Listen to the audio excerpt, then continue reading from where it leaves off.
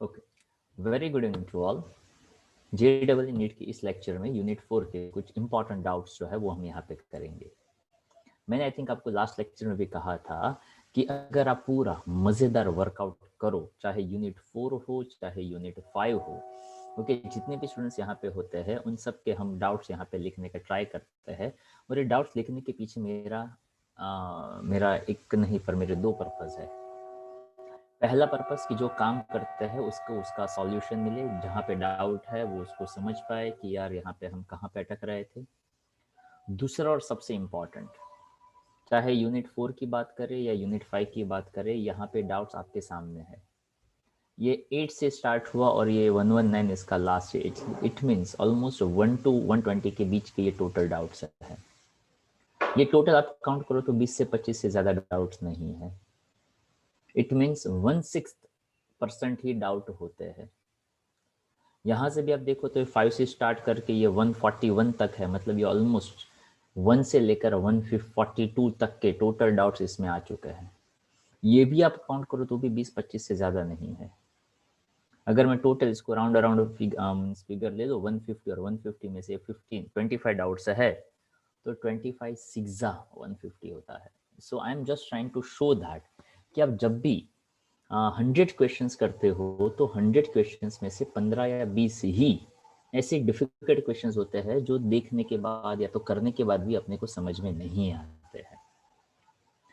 100 में से 25 क्वेश्चंस ऐसे आपको मिल जाएंगे जिसमें आपने देखा, आपने पढ़ा, उसमें से कहीं ना कहीं पे क्लिक हो गया और वो आप कर पाए। 25 से 30 ऐसे क्वेश्चंस होंगे कि समझ में नहीं आया, थोड़ा इधर उधर का आइडिया लगाया, थोड़ा हिंट विंट देखा तो एग्जैक्टली समझ में आ गया और वहाँ से आपके दिमाग में एक नया पॉइंट पॉपअप होता है कि अच्छा ऐसे क्वेश्चन में ऐसा करना चाहिए। So this is your learning part. So don't expect from your self कि क्वेश्चन देखकर ही हमें पता चल जाना चाहिए कि इसमें क्या करना है। ऐसा भी होगा but it will take a little time, धीरे धीरे हो जाएगा उसको। और इसमें जितना पेशेंस के साथ काम करेंगे उतना आपका रिजल्ट बहुत बहुत बहुत एक्सीलेंट तरीके से इम्प्रूव हो सकता है। हम यहाँ पे एक एक क्वेश्चन देखिए, जैसे कि यहाँ पे 37 नंबर का क्वेश्चन पहले देखते हैं। तो देखिए आपके पास यूनिट मतलब वॉल्यूम 1 होगा, वॉल्यूम 1 यूनिट 4, उसमें क्वेश्चन 37। तो वर्क एनर्जी एंड पावर, उसमें क्वेश्चन 37 जो है उसको हम देखें तो क्या कहता है क्वेश्चन 37। तो क्वेश्चन 37 राइट। तो 37 नंबर का क्वेश्चन, अब देखो ये 37 नंबर का क्वेश्चन ऐसा है, पार्टिकल ऑफ मास। जब भी हम कोई क्वेश्चन देखते हैं ना तो उसमें एक छोटे से पॉइंट का आपको ध्यान रखना है, और वे ये है कि generally we try to prefer कि दिया क्या है और करना क्या है। ओके, मैं उसी बात के ऊपर हर वक्त जोर देता रहता हूँ। A particle of mass m, तो यहाँ पे 37 नंबर के क्वेश्चन में एक मास दिया हुआ है। स्टार्ट फ्रॉम द रेस्ट यानी इनिशियल वेलोसिटी 0 है, and moves in a circular path with radius r यानी कैपिटल R है, विथ एंगुलर एक्सेलरेशन यानी अल्फा है। यहाँ पे सेंट्रीपिटल एक्सेलरेशन लग रहा है, v² बाय r होता है। पर अगर मैं एंगुलर की बात करूँ तो v is equal to omega square r² by r, यानी ओमेगा स्क्वायर r, ऐसा कुछ होना चाहिए। ये मैंने क्यों ऐसा सोचा, तो कि भाई ये सेंट्रीपिटल पे घूम रहा है।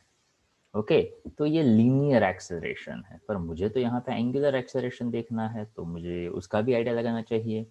Okay, and the kinetic energy of the particle after n revolutions will be dash. अब एक रिवॉल्यूशन हो तो कितना डिस्टेंस ट्रैवल होता है? एक रिवॉल्यूशन हो तो यार एक revolution 2 pi r. Okay, circumference की हम बात करें ना, so that is equal to 2 pi r. यहाँ पे आपको फाइंड क्या करना है, तो क्या काइनेटिक एनर्जी। काइनेटिक एनर्जी का बेसिक फॉर्मूला क्या होता है, हाफ mv²। ओके, अगर एक सर्कल कवर किया तो हाफ mv², ऐसे कितने सर्कल कवर करने हैं? n revolution. ओके, तो n times of half mv², ऐसा कुछ मुझे कहना पड़ेगा। ओके, अब देखो मैंने यहाँ पे कुछ कुछ पॉइंट्स हमारे दिमाग में थोड़े से एंटर करवाए कि भाई एम मास दिया है, इनिशियल वेलोसिटी 0 लेना है ताकि फ्रॉम द रेस्ट है। तो क्या यहाँ पे हम ऐसा कोई आइडिया लगा सकते हैं कि देखो क्वेश्चन के अंदर दिया हुआ है कि इनिशियल वेलोसिटी 0 है और कैसे पाथ पे घूम रहा है ये,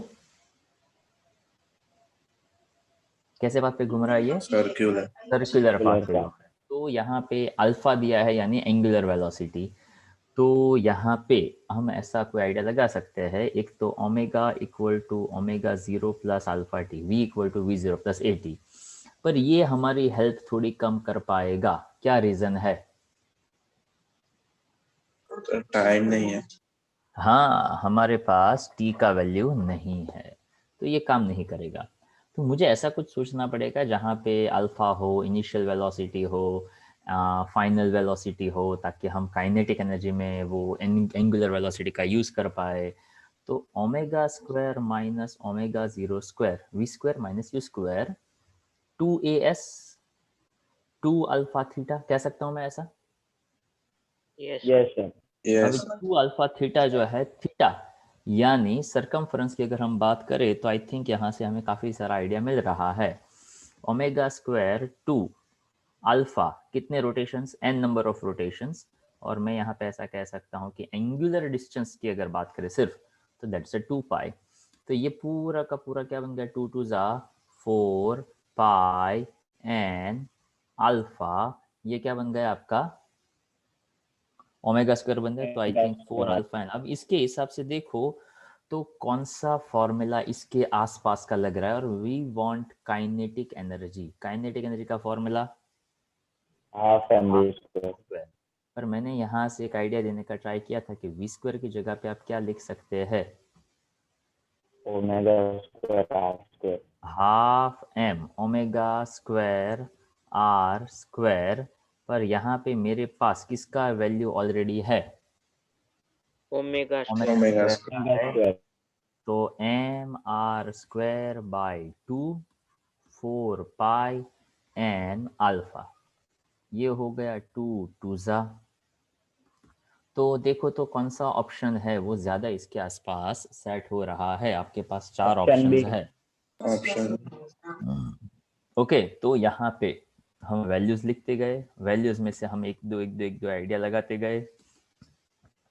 यहाँ पे घूम रहा था, काइनेमेटिक्स मिलता था, काइनेमेटिक इक्वेशंस में से आइडिया ये लगाया कि ये नहीं पर यही क्यों, तो कि यहाँ पे अल्फा है, थीटा है, रोटेशन है, एंगुलर वेलोसिटी 0 है, वहां से एंगुलर वेलोसिटी निकाला। And this question always comes with that some trial and error. Okay, तो जनरली यही पैटर्न होता है कि कोई भी क्वेश्चन करो, it is not like that कि इसका परफेक्ट सॉल्यूशन, हाँ होता है perfect solution, that comes with that perfect thinking. Okay, but वो धीरे धीरे धीरे वो अपने आप डेवलप होने लगता है और अपने को पता भी नहीं चलता कि वो कैसे कब डेवलप हो गया। ओके, तो थोड़ा थोड़ा आइडिया लगाते जाइए। 44 नंबर का क्वेश्चन है, उसको अगर हम देखें 44। अब देखो 44 नंबर का क्वेश्चन ऐसा कहता है, particle of mass m moves on the x axis under the influence of a force attraction towards the origin. तो यहाँ पे सबसे पहले फोर्स का कोई फॉर्मूला है और वो है माइनस के by x square i cap. So that is a force that's something in the x direction. If the particles start from the rest at a distance a from the origin, तो initial velocity 0 ले लो, distance के लिए आप यहाँ पे small a ले लो। The speed it will tend to reach a point at a distance x। मानी यहाँ पे हमें कोई फाइनल स्पीड निकालनी है, मतलब v हमें फाइंड करना है। तो हमारे पास फोर्स का फॉर्मूला है, फोर्स इंटू डिस्टेंस ले सकते हैं, जो वर्क डन होगा, work done is equals to, याद हो तो वर्क एनर्जी थ्योरम याद है, W is equals to delta K half m v square. Yes sir. अब यहाँ पे आप ऑप्शंस देखो तो ऑप्शंस में हमें मास भी दिया है, समथिंग के भी दिया हुआ है, और के यहाँ पे स्प्रिंग कांस्टेंट को लेकर आता है। तो ए एक्स समथिंग समथिंग है। अगर आप ऑप्शंस देखो तो आपको क्या ऑप्शंस, कौन कौन सा ऑप्शन सिमिलर दिख रहा है, जैसे कि a minus x upon A x और उसका रूट, a माइनस एक्स और अपॉन ए एक्स उसका रूट। तो क्या a और d कॉमन ऑप्शंस दिख रहा है? यस ओके, b और d तो अंदर एकदम अलग ही है, a प्लस एर अपॉन ए एक्स। तो बी और सी एकदम अलग अलग है, जबकि ए और डी में काफ़ी सिमिलरिटीज है। ए माइनस एक्स अपॉन ए एक्स का रूट, ए माइनस एक्स अपॉन ए एक्स का रूट। और सिमिलरिटीज देखे तो पहले ऑप्शन में है ऊपर 2k बाय m और इधर है m बाय 2k। तो इंडिविजुअली भी अगर हम वैल्यू देखें तो m है, 2k है, पर एक में m ऊपर एक में m नीचे है, एक में 2k ऊपर एक में 2k नीचे है। तो यही सिर्फ डिफरेंस है। तो ए और डी ऑप्शंस जो है वो काफ़ी कॉमन ऑप्शंस है। तो अगर हम ए और एक्स का भी अगर कुछ कहीं पे वर्कआउट कर सकते हैं तो भी हमारा काम काफ़ी आसान सा हो सकता है। अब यहाँ पे ए जो है वो डिस्टेंस लेना है और एक्स यहाँ पे फोर्स के साथ है। तो फोर्स इनटू डिस्टेंस क्या देता है आपको? वर्क। Work done. तो W is equals to delta k, ऐसा मैं ले सकता हूँ। यहाँ पे वेलोसिटी निकालनी है, पर फोर्स क्या होता है? मास इनटू एक्सेलरेशन होता है। एक्सेलरेशन, हाँ sir. But don't get confuse, ये ए और ये ए सेम नहीं है। नहीं। अब मुझे वेलोसिटी चाहिए, तो मैं ऐसा कह सकता हूँ acceleration equals to change in velocity with respect to time yes sir. Yes sir. Is equals to minus के बाय एक्स स्क्वायर। तो मैं इन दोनों को कंपेयर कर सकता हूँ। Yes sir. Yes sir. अब मैं यहाँ पे dv को सब्जेक्ट बना दूँ तो माइनस के बाय एम एक्स स्क्वायर और dt ऐसा कुछ बनेगा यहाँ पे फॉर्मूला। यस। अब यहाँ पे ये जो आप देखो ना, तो आप काफी नजदीक हो वेलोसिटी निकालने के लिए। क्या करना पड़ेगा वेलोसिटी निकालने के लिए?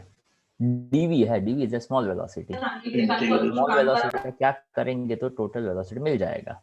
इंटीग्रेशन। इंटीग्रेशन। कर देंगे। अब यहाँ पे t के रिस्पेक्ट में करना है, उस बात का ध्यान रखना पड़ेगा। यहाँ पे x है जो उसका क्या बोलते हैं, उसका इंटीग्रेशन वो कर सकता है। तो यहाँ पे a का कुछ आइडिया था कि a जो है वो कहाँ तक है। तो आई थिंक ऐसा बताएं कि x तक अपने को फाइंड करना है। तो दैट समथिंग इज और particle start from the rest at a distance a from the origin. तो initially that is something at distance a और आपको x पे फाइंड करना है। तो वेरिएबल यहाँ पे कौन है? x है, राइट। एक्स। तो यहाँ पे इस बात का हमें ध्यान रखना पड़ेगा और ये हमारे लिए थोड़ा सा हल्का फुल्का सा चैलेंजिंग हो सकता है। अब इस बात को देखिए कि यार ये यहाँ पे इंटीग्रेशन dv करने से तो v मिल जाएगा, राइट। अब ध्यान से सुनिएगा जिस बात को मैं कह रहा हूँ। इसका इंटीग्रेशन किसके रिस्पेक्ट में हो सकता है? तो क्या x के रिस्पेक्ट में, पर यहाँ पे दिया क्या है? टाइम। तो ऐसे केस में हमें थोड़ा सा यहाँ पे हल्का सा सेल्फिश बनना पड़ता है कि मुझे करना है x के रिस्पेक्ट में, और x तो है नहीं, तो मैं dx से मल्टीप्लाई और dx से डिवाइड करूंगा, बरोबर। अब देखो ये dx से मल्टीप्लाई dx से डिवाइड किया, तो इस dt को मैं इस डिनोमिनेटर के भी डिनोमिनेटर में रख दूं तो dx बाई dt क्या होता है? वेलोसिटी। और उस वेलोसिटी को मैं यहाँ पे शिफ्ट कर सकता हूँ। तो इंटीग्रेशन v dv माइनस के बाय एम जो कांस्टेंट है, integration a to x x is to -2 और dx ऐसा कुछ बन जाएगा। आई होप सबको स्टेप समझ में आया होगा। इसमें स्टेप मैंने क्या क्या लिया, क्योंकि मैंने बहुत ही सिंपल सा स्टेप अप्लाई करने का ट्राई किया कि मुझे एक्स स्क्वायर का इंटीग्रेशन करना था, पर यहाँ पे तो t के रिस्पेक्ट में हो सकता था। तो मैंने क्या किया, dx से मल्टीप्लाई dx से डिवाइड किया। जैसे ही dx से मल्टीप्लाई वाला था मेरा पर्पस सॉल्व होने लगा। पर ये dx और ये dt, तो इस dt को मैं डिनोमिनेटर, जैसे आपको पता होगा ना dx बाई dt क्या होता है? v। तो dt बाई dx क्या हो सकता है? dx बाई, हाँ v इनवर्स, मतलब वो v में यहाँ पे लगा देता, v इनवर्स 1/v, तो वो v में साइड में मल्टीप्लाई कर देता। तो अब यहाँ से आप काफी काफी काफी काफी नजदीक हो क्वेश्चन के सॉल्यूशन से। तो चलो अब मुझे कौन बताएगा कि इसके बाद 1/v का इंटीग्रेशन क्या होगा? ये सॉरी 1/v सर वो कैसे? ln वाले से करना पड़ेगा। नहीं नहीं नहीं 1/v नहीं, सॉरी, v का इंटीग्रेशन क्या होगा? v रेज टू 1 पावर, तो v का इंटीग्रेशन क्या हो जाएगा? v square v है। Square upon 2। माइनस के by m as it is ले लिया। x रेज टू -2 है, उसका इंटीग्रेशन क्या होगा? इंटीग्रेशन ना, -2 + 1 -2 + 1 कहाँ से कहाँ तक? तो कि a से लेकर x तक। तो देखिए v²/2 माइनस के बाय एम, ये क्या बन जाता अब? -1। x रेज टू -1 होता, तो क्या मैं ऐसा लिख सकता हूँ -1/x? आई होप समझ में आया होगा। Yes. लोग समझ में आया? सर सर इसमें वो अपॉन मतलब रेसिप्रोकल में हो x मतलब 1/x, तो आपने ऐसा नहीं बोला कि वहां पे वो है। आपको बहुत क्लियर रहना है कि अगर 1/x हो तो x रेज टू -1 होता है, और x रेज टू -1 हो, अगर आप यहाँ पे -1 + 1 करते तो पावर क्या हो जाती? 0। नीचे -1 + 1 करते तो क्या हो जाता? 0। तो 1/0 दैट इज इनफाइनाइट। तो 1/x का ही स्पेसिफिकली लॉग नेचुरल x से बनता है। ओके, ये 1/x नहीं है, ये x रेज टू -2 था। ओके, तो -2 + 1 x रेज टू -1 -2 + 1 -1, तो इसको -1 ये दे दिया, ये x रेज टू -1 था, उसका मैंने 1/x कर दिया। नाउ नेक्स्ट इज अपर, वैसे माइनस माइनस प्लस कर दूं यहाँ पे। ओके, माइनस एन बाहर ले लो, ये 2 इधर मल्टीप्लाई कर दो, तो क्या मैं कह सकता हूँ v² 2k/m? तो आई थिंक थोड़ा आइडिया क्लियर आ गया। वेलोसिटी चाहिए तो 2k/m वाला ऑप्शन हमारा राइट होगा। ओके, वैसे करने के लिए आप upper limit minus lower limit कर दो, तो देखो 2k/m a-x/ax, और ये इसका पूरे का रूट, वो आपका वेलोसिटी बन जाएगा।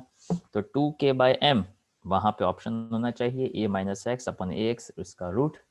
तो ए ऑप्शन है वो ज्यादा यहाँ पे सेट हो रहा है। I hope you understand the point. तो सूचने वाले पॉइंट यस में सर। सबसे पहला पॉइंट था फोर्स मास इनटू एक्सेलरेशन लेना, एक्सेलरेशन dv/dt देता है। बट टेक्निकल यहाँ पे हर्डल ये था कि इसका इंटीग्रेशन x के रेस्पेक्ट में करना था, पर यहाँ पे तो x कहीं था ही नहीं, तो dx से मल्टीप्लाई dx से डिवाइड करते। जैसे हमने dx से मल्टीप्लाई dx से डिवाइड किया तो ये 1/v बन गया, और उस v को मैंने इधर मल्टीप्लाई कर दिया। I hope you understand the point. Yes okay, तो ये पूरा पॉइंट समझ में आ जाए तो आपका क्वेश्चन आराम से हो सकता था।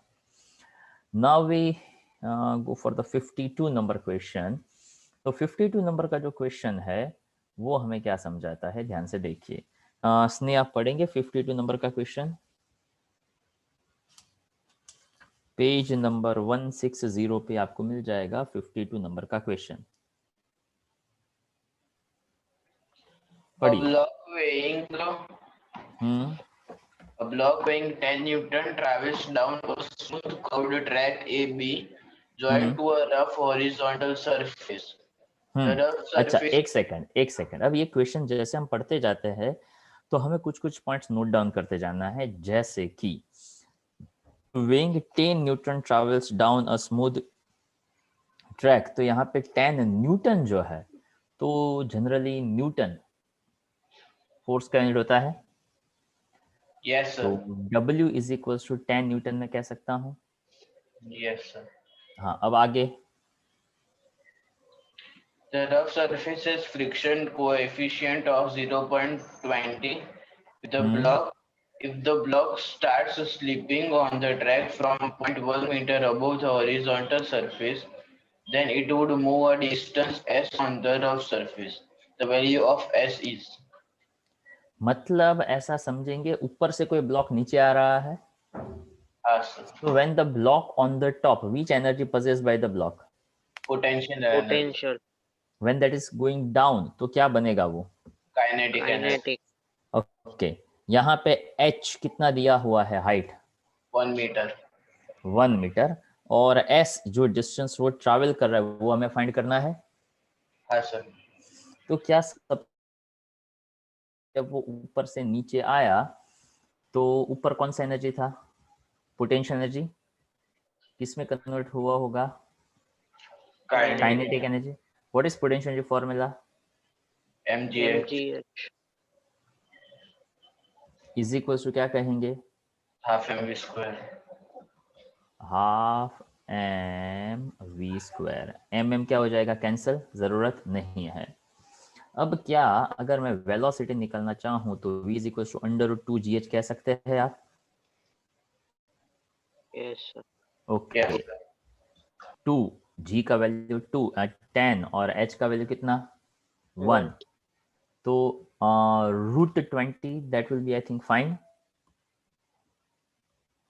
Metre per second. अब ये आपका वेलोसिटी है और ऊपर से नीचे आ रहा है, तो क्या सबसे पहले हम ऐसा समझ सकते हैं, वैसे यहाँ पे इस म्यू का कोई यूज नहीं हुआ है।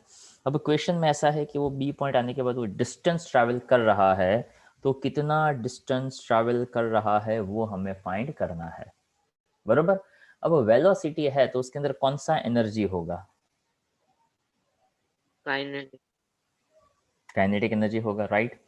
अब यहाँ पे म्यू दिया हुआ है, मतलब वो थोड़ा उसके ऊपर स्लाइड होगा, ऐसा हम कहेंगे, या तो वर्क हो जाएगा या तो ड्यू टू फ्रिक्शन वहां पे लगेगा, मतलब फोर्स लगेगा, ऐसा हम कहेंगे। और फोर्स इनटू डिस्प्लेसमेंट, तो आपको वो हॉरिजॉन्टल डिस्प्लेसमेंट कितना होता है वही आपको फाइंड करना है। तो अब ऐसा कुछ आइडिया लगाइए कि हमें एक वेलोसिटी तो चलो मिल गई, वेलोसिटी से मुझे काइनेटिक एनर्जी मिलेगा, kinetic energy is one kind of work done. तो वर्क डन का फॉर्मूला फोर्स इनटू डिस्प्लेसमेंट होता है। यस यहाँ पे डिस्प्लेसमेंट को s कहा हुआ है और हमारे पास है W is equals to delta k, यानी work done is equals to change in kinetic energy, या तो work done is equals to energy, kinetic energy, ऐसा ले लो। इनिशियली वो रेस्ट पे था तो इनिशियल काइनेटिक एनर्जी 0 ले लो। यहाँ पे work done due to friction होता है, तो ड्यू टू फ्रिक्शन ग्रेजुअली उसका स्पीड कम होता जाएगा। तो फोर्स इज इक्वल्स टू, क्या आप ऐसा कह सकते हैं, F is equals to mu s n, याद होगा ऐसा कुछ कुछ, इंटू एस। ओके, बट ये ड्यू टू फ्रिक्शन है इसलिए ग्रेजुअली उसका स्पीड कम होता जाएगा, और यहाँ पे 0 minus half m v square ऐसा हम कह दें। अल्टीमेटली ऐसा कुछ ना सोचो तो भी ये माइनस माइनस प्लस जाने वाला है। अब नॉर्मल जितना ऊपर लगेगा उतना ही फोर्स कौन सा लगेगा, वेट फोर्स, और वेट फोर्स कितना दिया हुआ है, एन न्यू म्यू एस कितना दिया हुआ है, 0.2 0.2। डिस्टेंस फाइंड करना है आपको, तो यहाँ पे क्या मैं ऐसा कह सकता हूँ, distance is equals to half m v square upon, okay, यहाँ पे mu s n I think दिया हुआ है, कितना है म्यू एस एन, 0.2 हाँ, तो यहाँ पे म्यू एस एन में से मुझे ऐसा ले लेना पड़ेगा कि म्यू एम जी, एम क्या हो गया, cancel. So now put all the values, v का स्क्वायर, सो v का स्क्वायर दैट इज 20, ओके, यहाँ पे 2 और यहाँ पे ये भी कैंसिल हो जाएगा ना आई थिंक, तो 2 ये है 0.2 और ये है कितना है g, I think it's 10, okay, तो कितना बचेगा, 5 1 divided by 0.2, so 0.2 I can say it is a 2 by 10, so your answer is 5 meter, clear. तो सबसे पहला पॉइंट ये सोचना था, टॉप से आता है नीचे आता है, फिगर दिया हुआ है, पोटेंशियल एनर्जी काइनेटिक में कन्वर्ट होगा, वेलोसिटी मिल जाएगा। दूसरा पॉइंट ये सोचना था कि वो नीचे आने के बाद स्लाइड हो रहा था, okay, so it is quite practical question. तो नीचे के स्लाइड हो रहा है तो वहाँ पे वर्क डन लग रहा है, वर्क डन की वजह से वहाँ पे हम ऐसा कह सकते हैं कि फ्रिक्शन भी लग रहा है। सो फ्रिक्शनल फोर्स होता है mu s n, normal force is balance by m g. तो एम लगा दिया ताकि मास दिया नहीं था तो मास वैसे भी कट हो जाएगा। तो वेलोसिटी मिल गया, म्यू और जी दिया हुआ है, वैसे ना देते तो भी अपने को पता ही था जी क्या होता है। As you simply place the value आपको एस का आंसर मिल सकता था। So that was a question number I think ये था हमारा 52 52 था आई थिंक, 55 या 52 Sorry, चेक। 52. ओके अब यहाँ पे देखते हैं 55 क्वेश्चन क्या कहता है। चलो हित आप पढ़िए 55 नंबर का question. A block of mass M is question attached. 55 क्या कहता है? A block of mass M is attached to एक सेकंड आपका आवाज यहाँ पे कट हो रहा है, वेट अ मोमेंट। श्लोक आप पढ़ सकते हैं, उसकी आवाज थोड़ी कट हो रही थी। A block of mass M is attached to two unstretched springs of spring constant K1 and K2 as shown in figure. The block is displaced towards right through a distance x and is released. The speed of the block as it passes through the mean position is.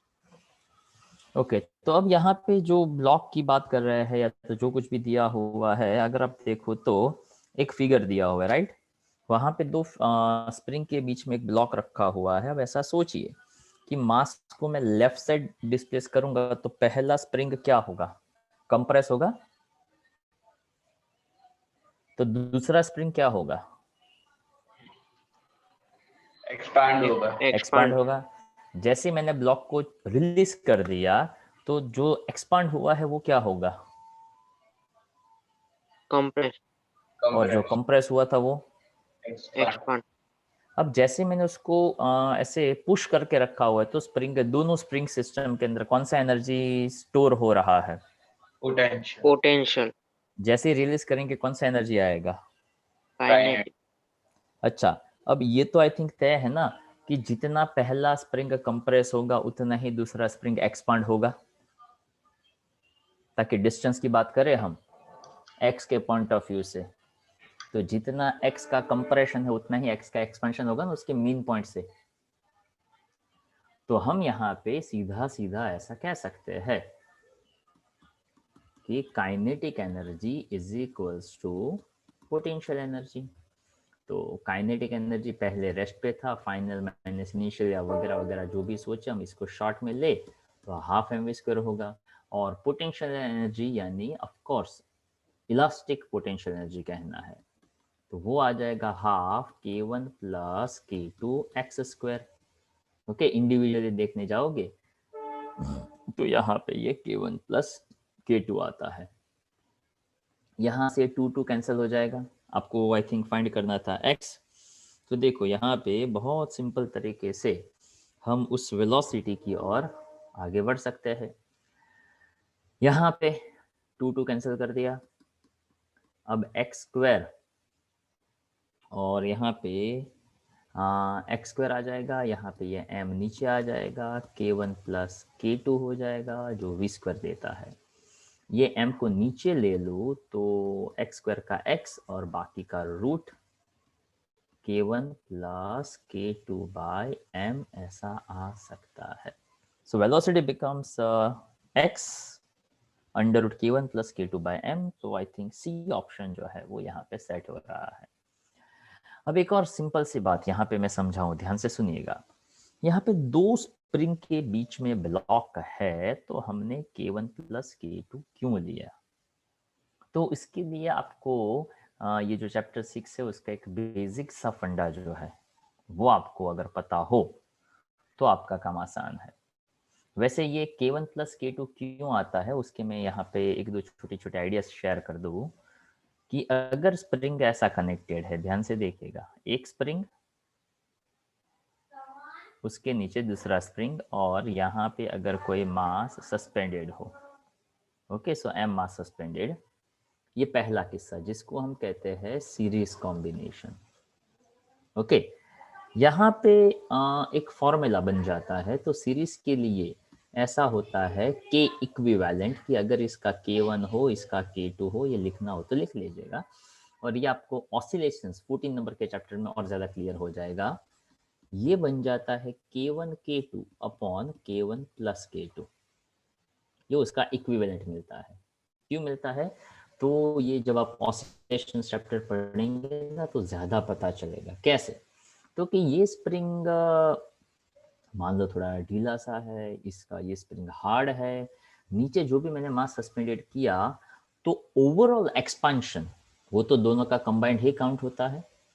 ये spring अपने हिसाब से restoring force ऊपर लगाएगा, ये अपने हिसाब से रिस्टोरिंग फोर्स ऊपर लगाएगा, पर जो टोटल डिस्प्लेसमेंट होता है, आई रिपीट, जो टोटल डिस्प्लेसमेंट होता है वो पहली और दूसरी स्प्रिंग का कंबाइंड होके काउंट होता है।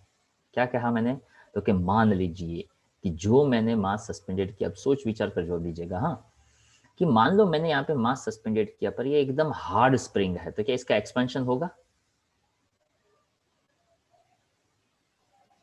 नहीं होगा। या तो होगा तो बहुत कम होगा, पर इसका एक्सपेंशन कम होगा। पर ये अगर ढीला सा स्प्रिंग है जिसका स्प्रिंग कांस्टेंट बहुत कम है, पर इसका तो एक्सपेंशन होगा ना। हाँ ओके, ये स्प्रिंग अपने आप में एक्सपेंड नहीं होगा, पर जैसे यहाँ पे मास लगाएंगे तो क्या इसको इफेक्ट करेगा कि नहीं करेगा? करेगा। करेक्ट। अब मान लीजिए कि ऊपर हार्ड स्प्रिंग है और नीचे थोड़ा सा सॉफ्ट स्प्रिंग है। जैसे मास मैंने नीचे लगाया तो सॉफ्ट स्प्रिंग नीचे है तो उसका एक्सपेंशन ज्यादा होगा, हाँ या ना? यस। पर अगर मैं इस मेन पॉइंट की मैं बात करूं और ये ऊपर वाला हार्ड स्प्रिंग है तो हल्का सा नीचे आएगा, तो इसका हल्का सा एक्सपेंशन थोड़ा नीचे, इसका थोड़ा ज्यादा expansion, but overall total expansion तो इंडिविजुअल काउंट होगा कि दोनों स्प्रिंग की वजह से काउंट होगा? दोनों ही स्प्रिंग की वजह से काउंट होगा। तो उसी को लेकर आप ऑसिलेशंस पढ़ेंगे तो ये कॉन्सेप्ट और अच्छा समझ में आ जाएगा। पर अभी के लिए आप ऐसा याद रखो कि ऐसा कॉम्बिनेशंस हो तो अगर मुझे के इक्विवेलेंट चाहिए तो K1 K2 अपन K1 प्लस K2 आता है। दूसरा कॉम्बिनेशन आता है पैरेलल कॉम्बिनेशंस। तो पैरेलल यानी कैसा, शायद आपको पता हो कि अगर मान लो एक स्प्रिंग ऐसा है, इसके साथ दूसरा स्प्रिंग ऐसा है, और उसको मैंने यहाँ पे कॉमन मास के साथ लगाया है। मान लो यहाँ पे ये जो मास है वो अनइवन मास है। Okay, so this is a K1, this is a K2। अगर ये अनइवन मास है तो अगर एक स्ट्रॉन्ग और एक सॉफ्ट स्प्रिंग हो, थोड़ा ढीला ढाला सा ऐसा हो, तो भी अगर ये नॉन यूनिफॉर्म मास है ना तो ही वो परफेक्ट बैलेंस रहेगा। ध्यान से सुनिएगा इस बात को, कि अगर मान लो कि ये कोई ब्रिक ईंट होती ना, अगर मैं उसको लगा देता, K1 ढीला ढाला सा होता और K2 एकदम हार्ड स्प्रिंग होता तो ब्रिक कैसा लगता, कैसे सस्पेंडेड रहता? ऐसे रहता कि ऐसा हो जाता? हाँ, अगर K2 सॉफ्ट होता तो ऐसा हो जाता। पर अगर मान लो यहाँ पे आपने कोई हार्ड ब्लॉक नहीं लिया है, आपने नॉन यूनिफॉर्म मास वाला लिया हुआ है, अगर ये नॉन यूनिफॉर्म मास वाला है तो ये परफेक्टली नीचे रहेगा। तो उस केस में इसका के इक्विवेलेंट बनता है K1 plus K2। Understand my point? और जो तीसरा किस्सा है जहां पे एक स्प्रिंग, उसके नीचे एक मास, उसके नीचे फिर से एक स्प्रिंग और यहाँ पे रिजिड सपोर्ट, अगर ये K1 होता, अगर ये K2 होता तो ये भी आपको फिर से सेम ही आंसर देता। Clear idea? ओके, तो ये जो चीज़ है उसको आप, आई सजेस्ट कि आप अभी क्या अभी नोट डाउन कर लो फटाफट। ओके, तो देखो 58 नंबर का क्वेश्चन है, तो मैं यहाँ पे बताता हूँ 58 number. A light spring of length L and spring constant K is placed vertically on a table A small ball of mass m falls on it, the height h from the surface of the table at which the ball will have the maximum velocity. तो यहाँ पे velocity find करनी है. Spring compress होगा, तो compress होता है तो कौन सा एनर्जी उसके अंदर स्टोर होगा? Potential energy. Okay, which is converted into kinetic energy. तो यहाँ पे शायद हमें कोई वेलोसिटी वगैरह शायद निकालना है, ऐसा एक बेसिक आइडिया है वो डेवलप हो रहा है. दूसरा यहाँ पे है कि बॉल है वो ड्रॉप हो रहा है. अगर बॉल यहाँ पे ड्रॉप हो रहा है तो ऐसा समझिए कि नीचे कौन सा फोर्स लगेगा, यहाँ पे देखा है नीचे कौन सा फोर्स लगेगा, mg. अब जैसे ही ये रिस्टोरिंग फोर्स का कॉन्सेप्ट भी आई थिंक हमने पढ़ा हुआ है, जहाँ पे हम ऐसा कह सकते हैं F प्रोपोर्शनल टू x, ऐसा कुछ याद होगा, but in A negative direction. जितना स्प्रिंग कंप्रेस होता है उतना रिस्टोरिंग फोर्स उसकी अपोजिट डायरेक्शन में लगता है. तो हम यहाँ पे एक बेसिक साइड ऐसा कुछ डेवलप कर सकते हैं, that force is equals to that mg minus kx. अब ये जो x जितना यहाँ पे डिस्प्लेस हो रहा है, तो हल्का सा उसका कोई कंप्रेशन होगा, क्वेश्चन के अंदर ऐसा कुछ बताया हुआ है. और यहाँ पे जैसे ये कंप्रेस होगा तो हम ऐसा कहेंगे कि जैसे बॉल उसके ऊपर से नीचे गिरेगा तो धीरे धीरे स्प्रिंग क्या होगा, कंप्रेस होगा. एट वन मोमेंट उसका पहले स्प्रिंग ऐसे आएगा और उसके बाद धीरे धीरे ऐसा हो जाएगा. अगर इमेजिन कर सकते हो तो फिर से बताता हूँ. स्प्रिंग नॉर्मल पोजीशन में, जैसे बॉल गिरा तो एकदम से स्प्रिंग क्या होने जाएगा, कंप्रेस. थोड़ा सा स्प्रिंग के अंदर वो मूवमेंट देखेंगे आप, पर जैसे वो थोड़ी टाइम के बाद वो हल्का सा मूवमेंट कम हो जाएगा. वो जैसे मूवमेंट कम हो जाएगा तो हम वहां पे ऐसा कहेंगे कि मूवमेंट कम होते होते बॉल के वेट के हिसाब से स्प्रिंग क्या हो जाएगा, कंप्रेशन वाली पोजीशन में आ जाएगा. I hope you understand my point. अगर ऐसा हो जाता है तो जैसे ऊपर से लगाया, फटाक से नीचे बॉल रखा, तब स्प्रिंग के अंदर एकदम से ऐसा वो कंप्रेस होगा, पर वो थोड़ा सा एक्सपेंशन कंप्रेशन ऐसा धीरे धीरे वो कम करेगा और फाइनल एक कंप्रेशन आपको देखने को मिलेगा. अगर वो आ जाए तो अब हम ऐसा कहेंगे कि तब यहाँ पे जो नेट फोर्स लग रहा है ना, वो नेट फोर्स 0 हो जाएगा. अब जैसे वो नेट फोर्स 0 हो जाएगा तो हम यहाँ पे ऐसा कहेंगे कि दैट समथिंग x, जितना वो नीचे आ रहा है तो उसके हिसाब से वो टोटल नेट फोर्स है वो 0 हो जाने की वजह से mg माइनस kx, और इसको इधर ले लो तो x बन जाता है मेरे लिए mg बाई k. ओके, अब पहले टोटल L जितना था उसमें से x जितना क्या हो गया, तो क्या x जितना कंप्रेस हो गया, पर x क्या है, तो क्या x है mg बाई k. तो आई थिंक यहाँ पे हम इसी के ऊपर बात जो है वो करना चाहते थे कि टोटल लेंथ L था और उसमें से x जितना कंप्रेशन हो गया, तो टोटल जो कितना कंप्रेशन होगा, तो क्या L minus mg by k जितना कंप्रेशन होगा. तो ये कॉन्सेप्ट समझ में आना चाहिए. वेट फोर्स नीचे लग रहा था, kx that is called as the restoring force, जो उसकी ऑपोजिट डायरेक्शन में लग रहा था. आफ्टर सम सर्टेन मूवमेंट वहां पे उसके ऊपर लगने वाला फोर्स 0 इसलिए हो जाता है कि कंप्रेशन एक्सपेंशन ऐसा धीरे धीरे करते that acceleration that will be the 0. Why, तो कि अब पहला जैसे बॉल गिरा ना वो फटाक से कम हुआ, और उसके बाद धीरे धीरे वो बैलेंस कंडीशन में आ जाता है. मतलब जितना कंप्रेशन होना चाहिए उतना हो जाता है, उसके बाद वो ज्यादा होता नहीं है. सो that is the basic point of this question. अरे यार,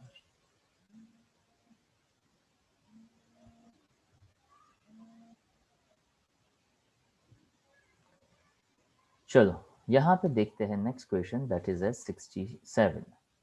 ओके 67, यस. क्या कहता है 67? ओके 67 जो है वहां पे, चलो उसने आप पढ़िए 67 और बताइए क्या आइडिया उसमें आप लगा सकते हैं.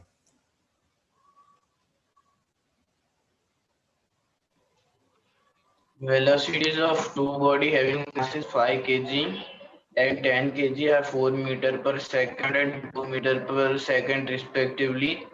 along x-axis and y-axis. हाँ, तो सबसे पहले देखिए यहाँ पे ये x एक्सिस है, ये y एक्सिस है, यहाँ पे m1 है और यहाँ पे m2 है।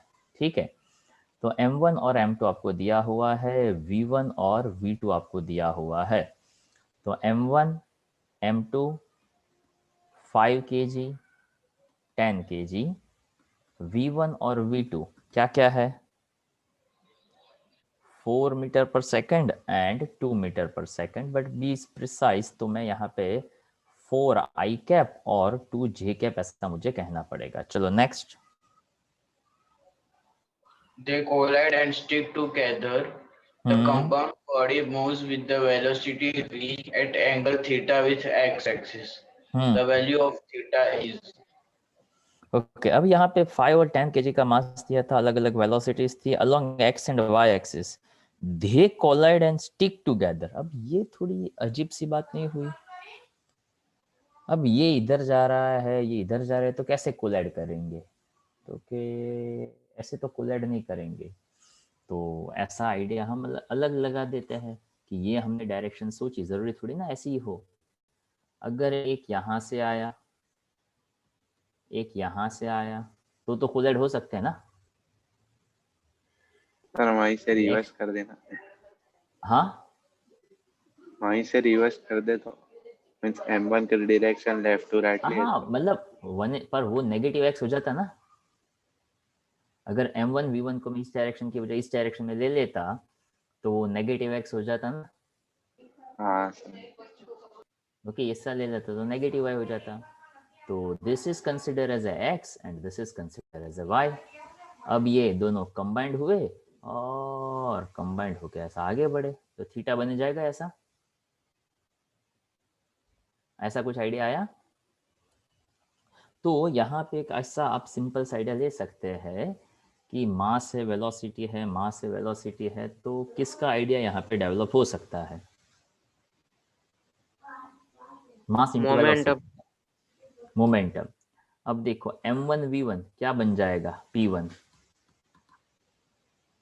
Mass into velocity 20, 10 to the 20। when they collide तो that will form some angle theta। तो हम ऐसा कह सकते हैं जिसने बनाया थीटा वो बनेगा cos थीटा। ओके, तो अब यहाँ पे ऐसा, और जब दोनों मिल गए तो टोटल मास क्या हो जाएगा, m1 plus m2 that is will equal to 15 kg, बरोबर। तो देखो जैसे वो यहाँ पे गए तो x का मोमेंटम और y का मोमेंटम हो जाएगा, उसके बाद x की मोमेंटम और y की मोमेंटम को आप कंपेयर कर सकते हैं। So I think that give us a better idea. तो देखिए यहाँ पे हम ऐसा कह सकते हैं कि initial momentum is equal to final momentum. Initial momentum यहाँ पे दिया हुआ है, क्या है initial momentum, 20 i cap 20 j cap. Final momentum after collision, after collision mass कितना है, 15 kg, राइट। तो वेलोसिटी एक्स डायरेक्शन का कितना होगा, जिसने बनाया थीटा वो बनाता है cos theta, v cos theta I cap 15 v cos theta j cap. I hope समझ में आया होगा इतना। ओके, अब यहाँ पे आपको क्या वेलोसिटी फाइंड करनी कि वेलोसिटी फाइंड नहीं करनी है, क्या फाइंड करना है आपको, एंगल फाइंड करना है ना इसमें, तो एंगल। हाँ, तो अब देखिए इस क्वेश्चन में एंगल और वेलोसिटी दोनों हम फाइंड करके बताएंगे। हम एक्स एक्स वैल्यू को कंपेयर कर ले तो 20 equals to 15 v cos theta मिल जाएगा। तो इसके हिसाब से बताइए cos थीटा क्या बनेगा, 5 4 जा 5 3 जा, क्या बनेगा cos थीटा, 4/3। 4/3 v ऐसा कहना पड़ेगा। Yes sir. अगर मैं j को कंपेयर करता हूं तो 15v, oh my mistake, y direction में तो साइन थीटा आएगा ना, x का cos थीटा होता है, y का तो साइन थीटा होता है ना। यस बनाया थीटा वो cos थीटा, तो ये बन जाएगा साइन थीटा।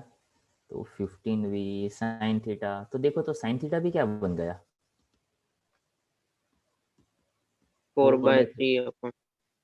बरोबर। 45 तो डिग्री। देख, हाँ sine theta by cos theta that gives us a tan theta, दोनों का वैल्यू सेम।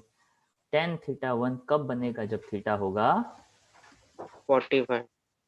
ओके। अब थीटा में 45 ले लो और सर वो वैल्यू में यहाँ पे, हाँ जी सर मेरा केमिस्ट्री का लेक्चर शुरू हो गया, मैं लीव कर। ठीक है, हाँ ठीक है। तो कॉस थीटा अगर मैं 45 ले लूँ तो v का वैल्यू मिल जाएगा यहाँ से, देखो तो v is equals to 4/3 and cos 45 का वैल्यू 1/√2। 1/√2 यानी √2 पर जाएगा। तो आपका वेलोसिटी भी रेडी हो गया, 4√2/3 मीटर पर सेकंड। तो जैसे ही वो दोनों कंबाइंड हो जाएंगे, तो चाहे आप कॉस थीटा में वैल्यू डालो, चाहे आप साइन थीटा में वैल्यू डालो, तो यहाँ पे थीटा तो मिल ही गया, पर हमने वेलोसिटी भी उसके साथ एडिशनल में फाइंड कर लिया। तो यहाँ पे आपका ये वेलोसिटी भी मिल जाता है, that is a 4√2 metre per second. Is that clear? तो यहाँ पे एंगल का और वेलोसिटी का दोनों का आइडिया आपको एक साथ साथ मिल सकता है। आया भाई समझ में? स्नेह यस ओके चलो। अपार्ट फ्रॉम दैट यहाँ पे जो जो डाउट्स लिखे हैं आप दोनों के यूनिट 4 और यूनिट 5 में कोई दूसरे एडिशनल डाउट्स है तो आप मुझे बताइए। यूनिट 4 में देखो तो ये जितने लिखे हुए हैं उसके अलावा आपके कोई डाउट्स है तो वो भी हम साथ साथ यहाँ पे कवर अप कर लें। और यूनिट 5 में जो मैंने होमवर्क दिया था अगर वो आपने किया हो और यहाँ पे लिखे हुए हो उसमें से आपके अगर कोई डाउट ना कवर हुए हो तो वो भी आप बता दीजिए, so we can also cover, ताकि अभी एक नेक्स्ट एक और लेक्चर होगा जिसमें इन सबके डाउट्स मतलब यूनिट 4 का ये बाकी का डिस्कशन है वो हो जाएगा। ओके चलो। यूनिट 4 के तो नहीं है, यूनिट 5 के वो मैं आपको मैसेज कर दूंगा, अभी यहाँ पे नहीं है। कोई बात नहीं, वैसे तो मैसेज ना करो तो भी चलेगा, वो आप नेक्स्ट लेक्चर में भी मुझे बता सकते हो ताकि यूनिट 5 का discussion next to next lecture में होगा। अब ये जो है आप यहाँ पे सिर्फ आपका होमवर्क जो है वो लिख लो।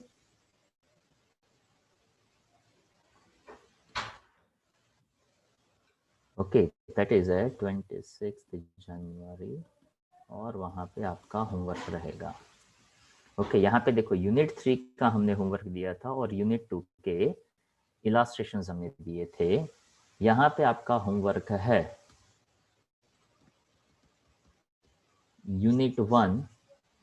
ओके यूनिट 1 के अंदर आपको क्या क्या करना है,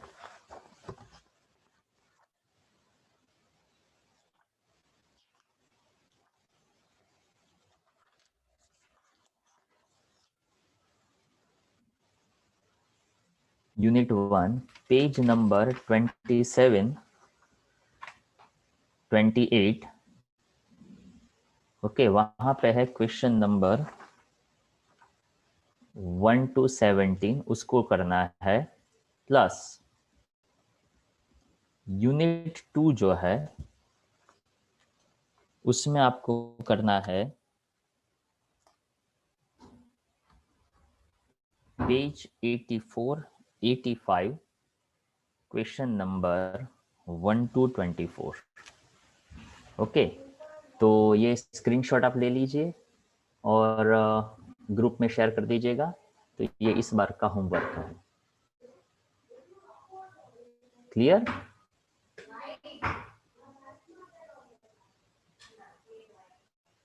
ले लिया? Yes sir. ओके तो आज का लेक्चर हम यहाँ तक रखते हैं।